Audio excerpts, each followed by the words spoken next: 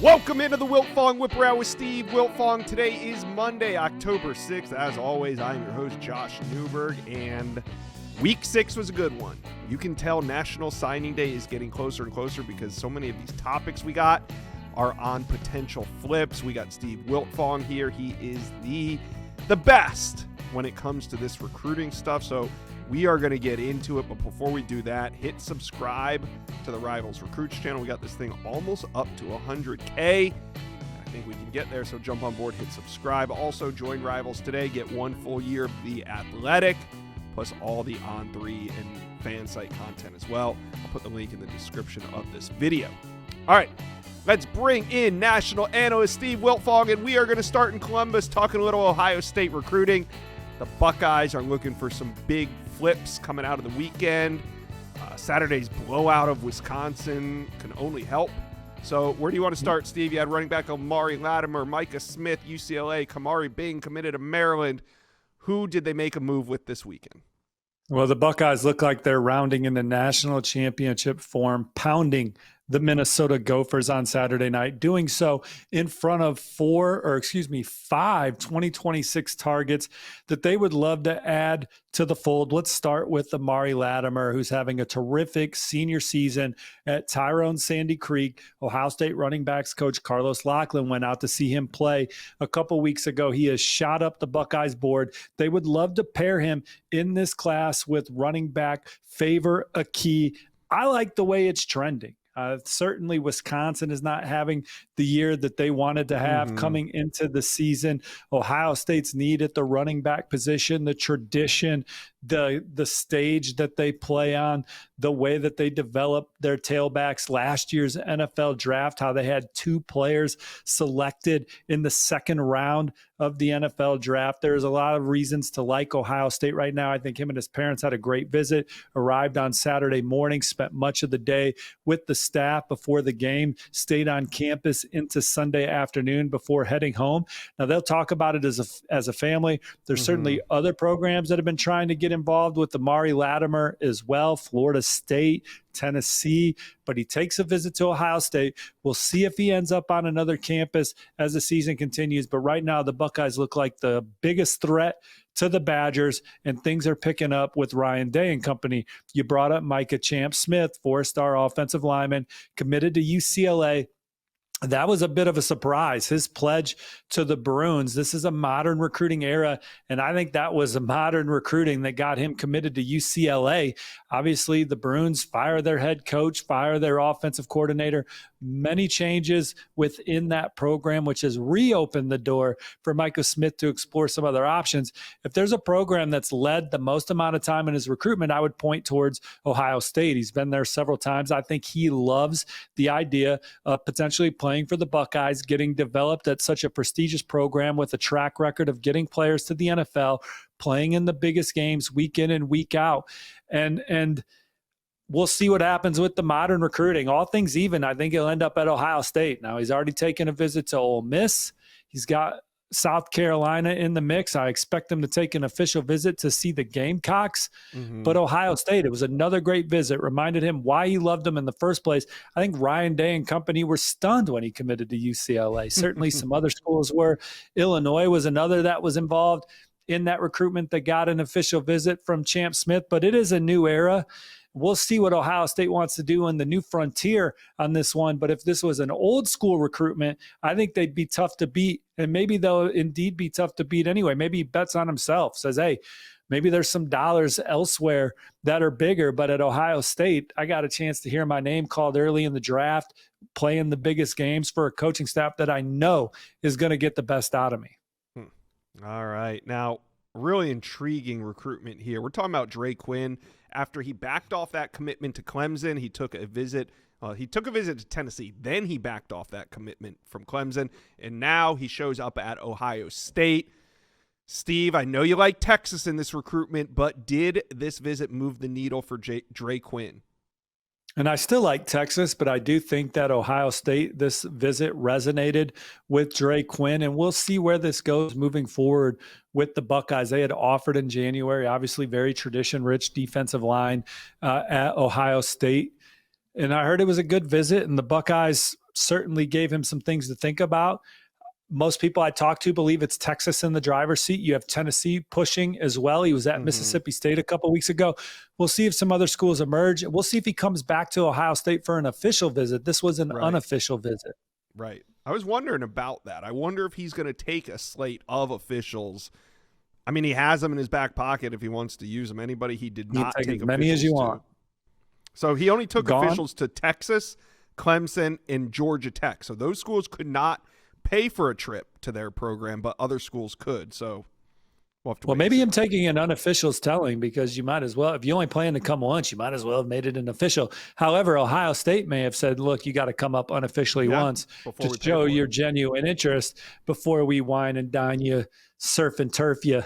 Now, I do believe that Ohio State treated this one as close to an official visit as possible, because they would really love to add Drake Quinn. So we'll see what happens moving forward. They hosted 2 other 2026 targets, Josh, of note this weekend. How about Maryland cornerback commit Kamari Bing? He's out of Baltimore, St. Francis. The Terps are undefeated. Mike Loxley, a legend in the DMV parts. He does a good job recruiting that area. They have Bing in the fold, but Ohio State offered recently. Things are picking up fast. And he said Ohio State stands out because of the development, coaching, and exposure you get there. It's the kind of place that sets you up for success in football and in life. I know they gave him a lot to think about. We'll see what happens. He's actually trying to visit Indiana next. So the Hoosiers, top 10 football team in the country, going to go play at Oregon this weekend, also getting involved. And then I'm still gathering intel on Rivals 300 linebacker Jacob Curry.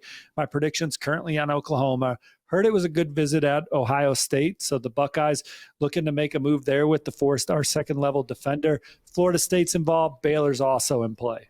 All right, Ohio State fans, talk to Steve and I. What's your read on these flip targets? What's your read on Drake Quinn? Do you think Ohio State is there in the end of this recruitment? Let us know. Comment section below. Steve, let's head down to Gainesville and talk some Florida Gator recruiting. Billy Napier and his staff, they had some commits and targets on campus, and it seemed like they are fired up over UF's win over Texas. Let's start by talking about running back Carson Baker, because I think this visit might have saved his recruitment, meaning he was supposed to show up in Tallahassee. At least the FSU staff was expecting him there, but instead Carson Baker, he's committed to Florida, shows up at the Swamp on Saturday to watch that win, and you got to hear what he said afterward. It sounds like he's locked into the Florida Gators. Well, nobody, as we said on the Recruit Reaction show, nobody wanted Florida to win more, with the exception of the players and coaches and people that work inside that football facility, than the recruits. I mean, They love Florida.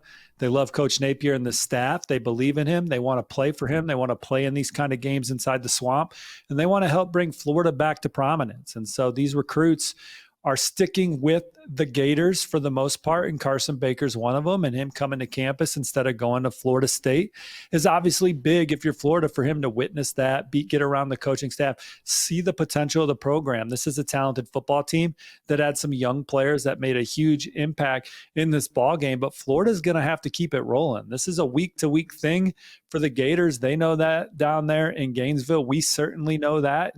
But these recruits, they're going to continue, as CJ Hester said, 4-star corner from Cocoa, who visited Missouri 2 weekends ago. I'm going to keep supporting them. I mean, they want Florida to win. Caden Hall, who was at Florida State instead of Florida, he wants Florida to win. He wants to stick with the Gators. Billy Napier and his staff do as good a job as any in this country of building real relationships with their top targets.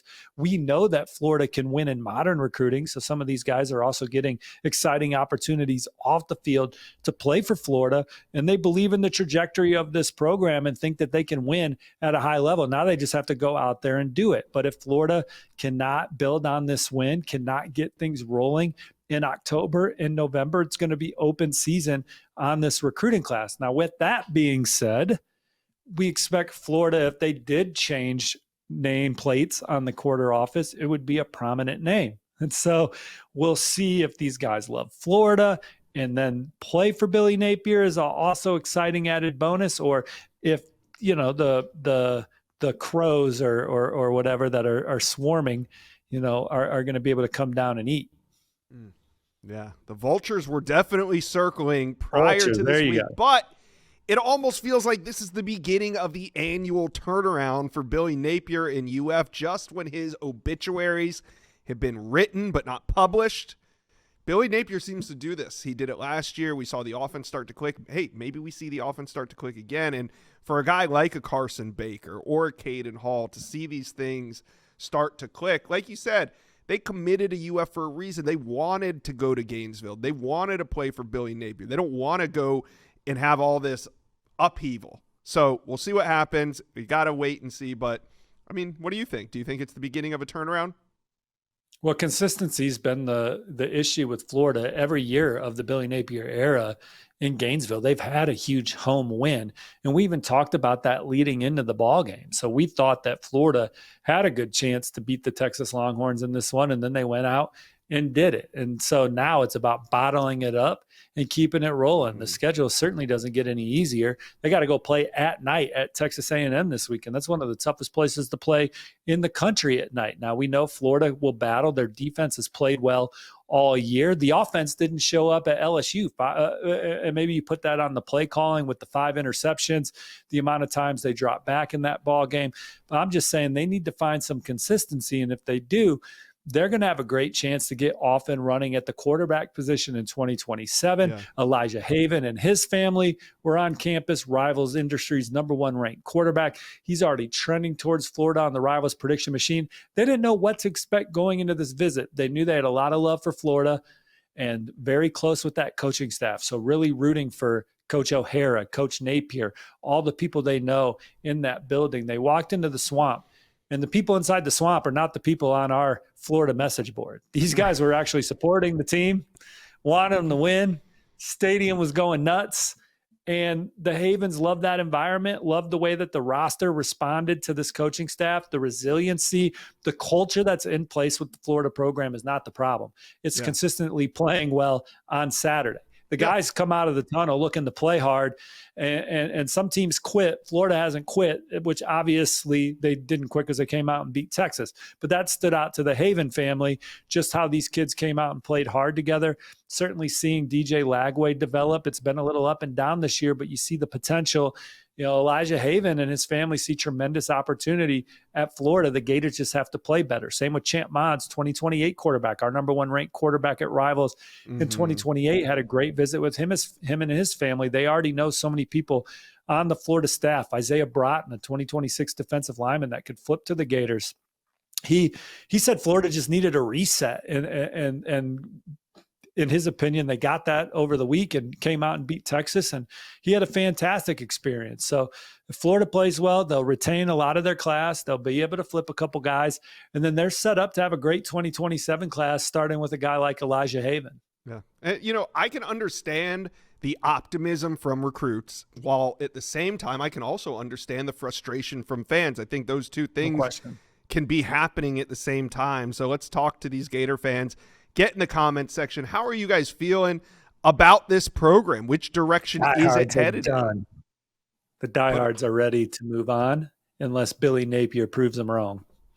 All right, let's talk Michigan recruiting. We had Michigan flip updates. Steve, the Wolverines defeated Wisconsin in, I don't want to say dominating fashion, but that game was never in doubt. So let's talk about some of these top flip targets that enjoyed this one. Linebacker Nick Abrams, linebacker Braylon Hodge, in corner Jamarian Vincent were the primary names that I want to talk about here. Yeah, absolutely. All three had a great visit to Michigan's campus. Hodge and Vincent took officials. Abrams, it was an unofficial because he took his official to Ann Arbor during the summer, but this was his first game experience inside the Big House. I think Michigan still has work to do with Nick Abrams. He tells me that Georgia's still his leader. It's where he's committed. He's going to return to Athens for the Ole Miss game. He was at the Alabama game. Loves Georgia, Coach Schumann and that staff. But Michigan's a program that checks a lot of boxes for him as well. And that's what's keeping him afloat. And then obviously we're in a modern recruiting era. So maybe Michigan can still has runway to make a move in the recruitment of Nick Abrams. But he loves what they offer on and off the field. He's a high academic kid. It's just Georgia that continues to set the pace. Braylon Hodge, he's looking at Oregon, Texas, Missouri. He's committed to Michigan State. The great thing for Michigan, this is his visit to Michigan. He had a fantastic official visit, loves the tradition, loves the style of play, loves the way they develop guys defensively, loves the way they play schematically. he's got a chance to watch Michigan again later this season when he goes back to Michigan State to watch Michigan State play Michigan. So tremendous opportunity to see them twice. He's got Oregon coming up, Missouri, going to go back to Texas for a second time this fall. So Michigan State's got their hands full to keep Hodge in the fold. Michigan is one of those programs giving him a lot to think about. Jamarian Vincent committed to Baylor, Rivals 300 player. Michigan offered less than 2 weeks ago, quickly gets him to campus. He talked a lot about the culture, just how Michigan develops you as a man, and really enjoyed his conversations with the Michigan coaching staff, felt very comfortable around them. It goes without being said that Michigan does a great job of scheming in their defensive backs to play at a high level and then developing them for the NFL. But he just really enjoyed being around the people at Michigan. So we'll see where that takes them. So Michigan hosting those 3 2026 as they look to have a second straight top 10 recruiting class. Before we move to Charles Woodson Jr. and the intel there, what other 2027 names did Michigan make a move with? And so you put in a new prediction as well. Yeah, quite a few 2027s with offers from Michigan. Go to rivals.com, go to our Michigan sites to read more about them. But I'm going to focus on 3 in-state guys, Josh, the top 3 players in the state. Receiver Dakota Garant, edge rusher Ricardo Kitchen, and tight end Anthony Cartwright III. Dakota Garant, Michigan's one of the front runners in that recruitment, but it's going to be an absolute battle to sign him with places like Ohio State, Oregon, certainly prominent in that recruitment. Ricardo Kitchen, I logged the prediction for the Wolverines to land the 4-star in-state prospect who's been to Ann Arbor a bunch. He loves the way that Michigan staff communicates with him, makes him feel like a priority, talks to him about stuff that's not football related. He feels like those are guys that really care about him. He's also high on Penn State and Wisconsin, but I think it's going to be hard to pull him out of the state of Michigan. We'll see what happens. And then Anthony Cartwright III, really emerging as one of the top tight ends in the Midwest. Michigan is the Rivals prediction machine favorite. They got their hands full with programs like Miami and LSU in the mix, but he had a great visit to Michigan's campus and loved the environment, loves how they continue to dominate, he said, and loves the way that the players play for each other. So Michigan's going to have a great shot to land him. And obviously, they're a place that values the tight end. Just had another first rounder at the position here in the most recent NFL draft. All right. One of the fun stories we covered last week on Michigan was Charles Woodson Jr.'s recruitment heating up with the Wolverines. And this weekend, he visited with his pops. It was cool to see them on campus as a recruit. I'm sure he's been to campus many times. But, Steve, after the weekend predictions are rolling in, you're one of them. Are we expecting this to end soon, or is this more of a projection moving forward? I don't know what his timeline is, so projection for sure. But he said it was electric at Michigan, loved being there for homecoming, which was obviously homecoming for his dad. Yeah. He loves how straight up the coaches are. Look, this is the kind of culture and environment that they're looking for. So it's going to be up to another program to prove that they got a better atmosphere environment to develop Charles Woodson Jr. I mean, Michigan's got an NFL scheme led by Wink Martindale. They got a track record. They're playing at a high level. They're competing for Big Ten titles and playing in the biggest games on the biggest stage for a fan base that absolutely reveres that family. So I think they're setting the tone. It'll be up to somebody else to change that. And this visit this weekend just added another layer to why Michigan's in a great position. All right, Michigan fans, who do you think the Wolverines have the best shot at flipping from guys that were on campus? Was it Nick Abrams, Braylon Hodge, or Jamarian Vincent? We want to hear from you. Put it in the comment section below. Let's head to College Station, talk Texas A&M recruiting. The Aggies are undefeated on the field, which means they're heating up on the recruiting trail. And, Steve, let's start this thing off with a new big prediction for Texas A&M. Josh, that prediction is in favor of the Aggies for the number 2 running back in the country, Landon Williams-Callis, who's having a fantastic junior year in 5 games, over 11 yards per carry, 1,200 yards, 21 touchdowns. He's dominating his sport as much as anybody in the country is this season. I think the Aggies are setting the pace in this recruitment. Now, he's high on some other programs, Oregon, Texas, Ohio State, to name a few, and he's going to go out on a bunch of visits. But the way Texas A&M's prioritizing him, the way they're playing, the closeness to home, I think those are things that have Texas A&M setting the pace, and it'll be up to other programs, in my opinion, to change the direction of this recruitment. They're certainly going to try. This is a special player that's having a fantastic junior season. All right, another big Texas A&M SEC win over the weekend with recruits packing the sidelines. Who else did the Aggies make a big move with over the weekend? Josh, I'm not sure there's a program in the country that has hosted a better group of recruits over the course of their home games to date than Texas A&M, and particularly in the 2027 class. They've had just about every elite player already on campus. This past weekend, no different. Monchon Sales from Indianapolis, Lawrence North, heads down there for the first time, and Texas A&M finds themselves in the lead group. Alabama, Ohio State, LSU, Michigan, Miami, some of the others he's keen on, but he had a great visit, went to the game, stayed into Sunday, spent some time around the coaching staff. They'll get him back on campus. Zyron Forstall's the number 2 player in the country, 5-star edge rusher. Texas A&M, him and his family had a great visit. They love the style of play on defense, the way they scheme guys up. Again, the culture that Mike Elko has put in place, the way that they're winning at a high level. It's and what Texas A&M offers academically, it's what Zyron Forstall is looking for. And we know that Texas A&M can win modern recruiting battles. So that goes without being said with all of these guys. They had the number 1 offensive tackle in the country, 5-star Kennedy Brown, back on campus for a game visit. I think they're prominent in the mix for him there. I also logged a prediction for Texas A&M to land another blue chip defensive lineman, Caden Fife, the number 11 player in the land from the state of Georgia. He's going to come back in November for a second visit. I wouldn't be surprised if he committed before Thanksgiving. I like the way it's trending for Texas A&M there. They're doing good work on the offensive line. The number 3 interior offensive lineman in the country, Ishmael Kamara. I think the Aggies are setting the pace in that recruitment. Could be my next Rivals prediction machine post for the Aggies. Jake Hildebrand from Arizona tells me the Aggies lead, so wouldn't be surprised if I popped in a pick for him sometime soon as well. So it was another elite weekend. They got Florida at night this Saturday. We know there's going to be some blue chip recruits back inside Kyle Field for this showdown with Texas or with Florida. And the football gods are smiling on Texas A&M. They're getting all these great home games. They're getting them at night. They're bringing in great recruits for them, and then they're executing on the field. This looks like one of the teams primed to potentially win the SEC and make a deep run in the college football playoff as we head into October. Time to talk Florida State recruiting, and the Noles are picking up momentum, Steve, despite a close loss to Miami. I mean, the score was close. The game wasn't as close as it felt, but there were some key flip targets on campus, especially on the defensive line. Steve, what are you hearing?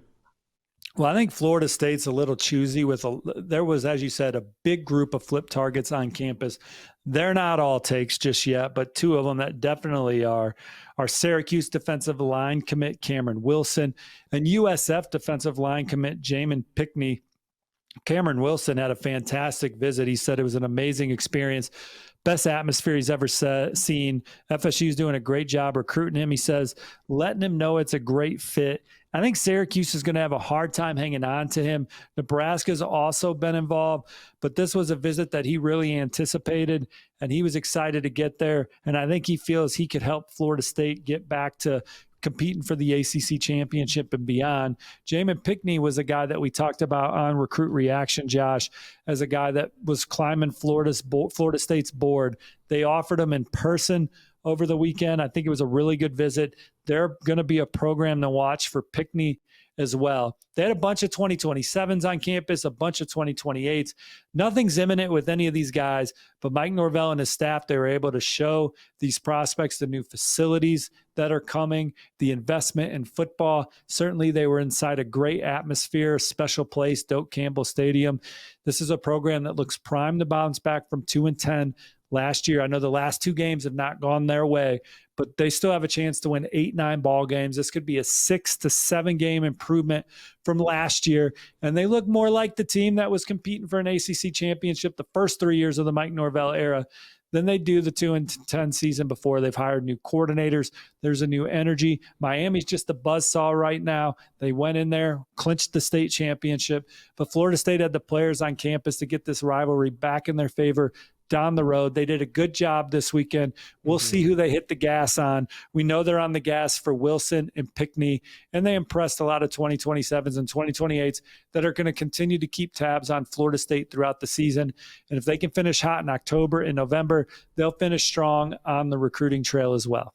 Yeah, 2 tough back-to-back games, Virginia on Friday night and then Miami at home, but we'll see what happens. I saw your Wiltfong Whiparound report this morning, as it always comes out on Monday morning. You had Hezzy Kent in play for the Noles. Hezzy Kent, out of the state of Georgia, committed to the Florida Gators right here on this channel in July, but what's going on with him in Florida State? Well, that's another visitor that certainly has a committable offer that Florida State was excited to see. 4-star jumbo athlete, tight end, offensive tackle type talent that Florida State had on campus, and they're going to play the long game with. And we'll see how Florida plays the rest of the season. But the Seminoles are in there. They're communicating. They got them on campus, and they want to be a factor in this recruitment from now till it's time to put pen to paper. Let's talk a little Texas Tech recruiting because, Steve, the Red Raiders are back in that number 1 spot. Cooper Hackett flipped to Oklahoma. They slipped. But then 5-star defensive lineman Jalen Brewster announced Saturday night he's heading to Texas Tech. This was the number 1 defensive lineman in the 2027 class. How was Texas Tech able to beat Ohio State, A&M, Oklahoma, and others for Brewster?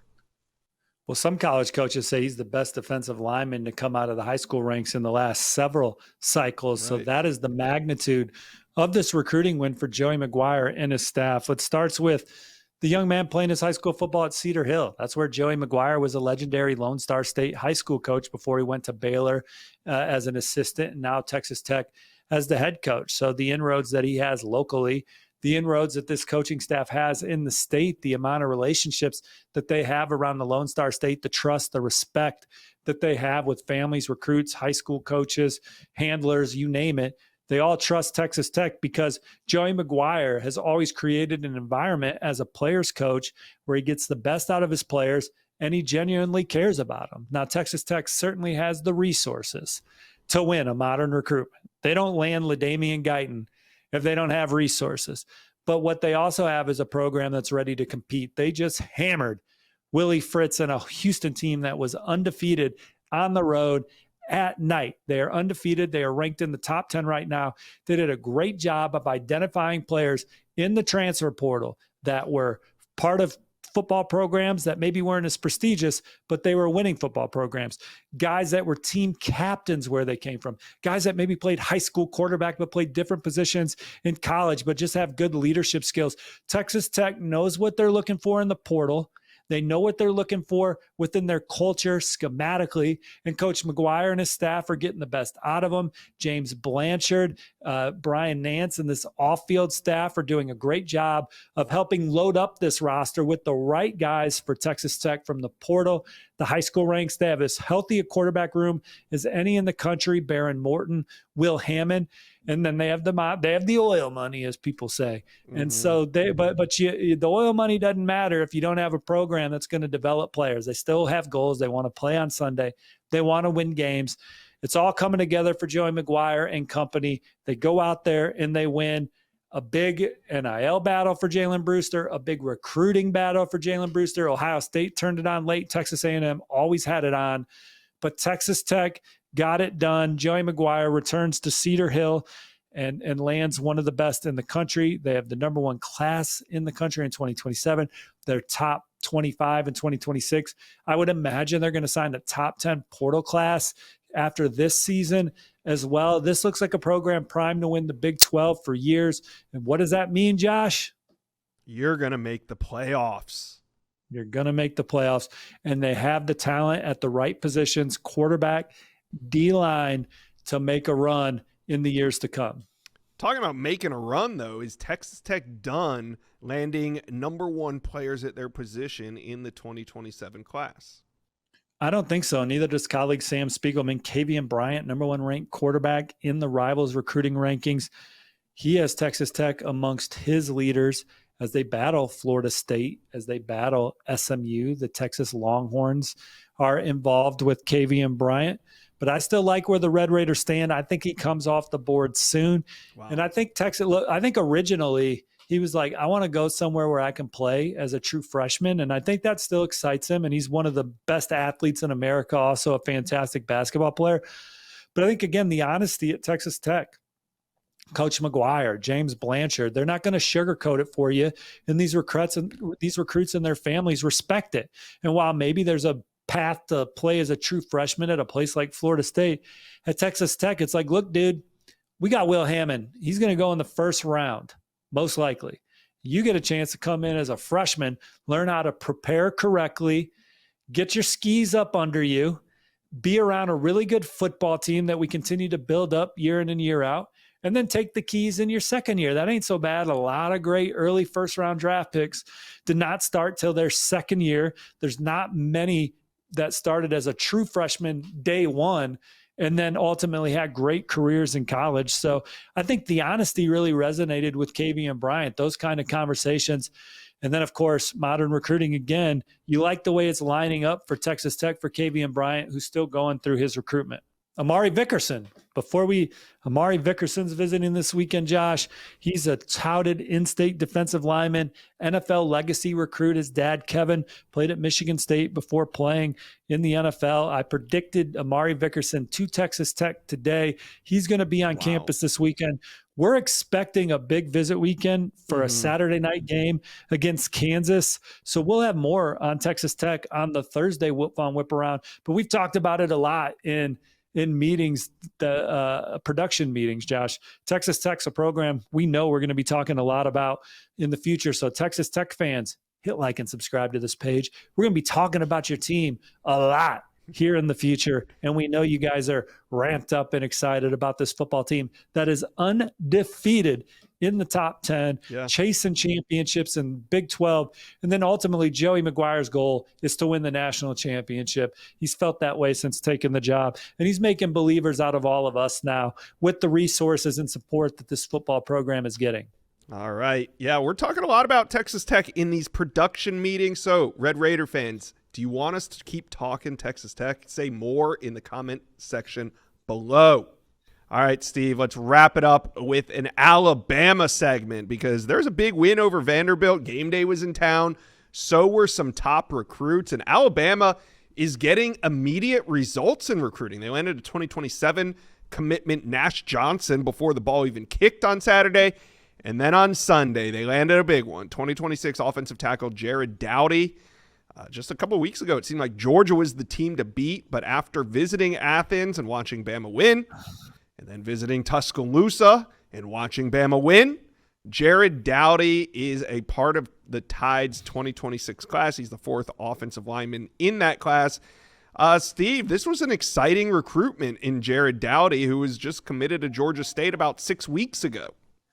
Yeah, his stock really rose with senior film, his athletic traits. If you go back and read some of Chad Simmons' reporting, our colleague, Alabama was always a program that he was excited about. His mom's got family from Tuscaloosa. So watching the Tide bounce back with the win over Georgia, watching them handle business against Vanderbilt, ESPN Game Day on campus, just the energy leading up to that ball game, Bryant-Denny Stadium, the tradition-rich program, Coach Kapalovic, the offensive line coach, Coach Dalen DeBoer, how inviting their football facility is with Coach DeBoer setting the tone, but just the cohesion that staff has with Courtney Morgan and the support staff, Aaron Hodges, to the on-field coaches. You know, this is a program that Tony Jones Jr. is a terrific off-field recruiter for them. Coach Sanders does a great job for Alabama as well. It's a well-oiled machine, and now they're winning big games. They go on the road and take on Missouri this weekend, an undefeated team in Columbia. But recruits felt it on campus this weekend. And Jared told me, he goes, I told Coach Cap, because I talked to him on Saturday night after the game, if I have a great night out, you got another offensive tackle. So I don't know what him and the players did on Saturday night, but he was trending towards the Crimson Tide before I put head to pillow. And in the morning, he announced his plans to play for Alabama. All right. Now, Bama also hosted some really important 2027, 2028 recruits as well. But one that stood out to me, Steve, was number one corner, John Meredith. He was in Tuscaloosa this weekend, 5-star prospect. Sounds like it was a really good visit. It's that point in the show where we talk about Game Time, your go-to place to get your sports tickets, concert tickets, theater, and more. I've been using it this fall for baseball playoffs, football games on Sundays, and it is the best rate out there. The app is easy to use, and the Game Time guarantee means you can trust that you'll get 100% authentic tickets on time and at the best price. Plus, fees are always included, so what you see is what you pay. So if you're looking for more baseball playoff tickets or Saturday football, Sunday football tickets, Game Time is the place to go. Also, one of the coolest features I've seen is the Game Time lowest price guarantee. It's where Game Time will credit you 100% of the difference to guarantee you're getting the lowest price if you find cheaper tickets elsewhere. So here's what we're going to do. Download the Game Time app, create an account, and use the promo code Wiltfong. That's the promo code to save $20 on your first purchase. WILTFONG. Terms definitely apply, but it's Game Time. Last minute tickets, lowest prices, guaranteed. Yeah, number one corner in the country. Said he was loving it at Alabama. Coach Mo Linguist spent a lot of time with him. He has all those Lone Star State ties. He's got the NFL resume. There's been a lot of buzz about Texas A&M for John Meredith III, but Alabama emerging as a program to watch. He got a chance to meet Nick Saban, spent a lot of time around Alabama's commits in 2026. Again, Tony Jones looked involved in that recruitment as well. So Alabama becoming one of the front runners there. They're certainly one of the favorites for the number 10 linebacker in the country, Noah Glover. They lead for Louisville receiver Jahide Brown. He told me that Bama is setting the pace there. And then another important visitor was four-star quarterback Trent Seaborn from Alabaster Thompson. Josh, there's been a lot of buzz about South Carolina, Miami. He's had great visits there. Oregon is certainly strongly in the mix. Mm-hmm. But if Alabama's on the gas there, I could see him. I think that's the program to watch. He grew up rooting for Alabama, loves Kalen DeBoer and this Ryan Grubb, Nick Sheridan, and feels like the offense is a perfect fit for him to be smart with the football, distribute at a high level to talented playmakers, get a lot of first downs and score a lot of points. He just loves the style of play, what they ask of their quarterbacks, and thinks it would be the perfect fit for him to come in there and be the point guard for an Alabama offense that will rank amongst the best in the country when you look at historically what Coach Grubb and Coach DeBoer have done. So great visit to Alabama, getting him back on campus. They've offered him, and there's certainly a program, if not the program to watch for Trent Seaborn. All right, Steve, what other intel do you have for Alabama fans coming out of another big SEC win? Man, I kind of emptied the notebook there. Obviously, they had a bunch of their commits on campus. Sedarian Morgan, Xavier Crowell, Jordan Edmonds were back on campus. Jaira Edwards? Jaira Edwards told me he had a fantastic visit. He was never on Flip Watch, which means someone will probably write an article saying that he has shut down his recruitment because for some reason we're writing articles about guys that aren't on Flip Watch saying they shut down their recruitment. But these guys are solid to Alabama. The big one of that group is Sedarian Morgan because he did take that pop-up visit to Colorado. We've seen Deion Sanders and his staff work some magic in the past. Sedarian Morgan was maybe their top overall target regardless of position. But Alabama was always going to be tough to beat for proximity, how much his family loves that football program, what they've done historically, and then certainly what Jamarcus Shepard and company have done recently. He is locked in with Alabama per Hayes Fawcett, and the other guys were always locked in.